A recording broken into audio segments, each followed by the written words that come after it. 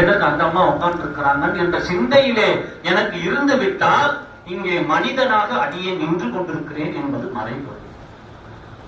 அப்படி பார்க்காமல் இங்கே மாணிக்க வாசகர் இப்பத்தனை மாணிக்க வாசகரை இங்கே அனுப்பியிருக்கிறான். ஒவ்வொரு மாணிக்க வாசகராய் ஒவ்வொரு சிவமாகவே பார்க்கக்கூடிய தன்மையை நாம் வளர்த்து கொண்டால் யாரை பார்த்தாலும் எனக்கு சிவமா பார்க்க தோணும். அவங்களுக்குள்ள இருக்க குறைய பார்க்க தெரியாது. எவ்வளவு பக்குவ நிலை நமக்கு வரணும். எல்லாரையும் சிவமாகவே பார்க்கக்கூடிய தன்மை எப்பொழுது இந்த ஜீவாத்மாக்கு கிடைக்க பெற வேண்டும்? அப்படி நமக்கு கிடைக்குமா? அப்படி பார்க்கக்கூடிய தன்மையில நாம இருக்கிறோமா?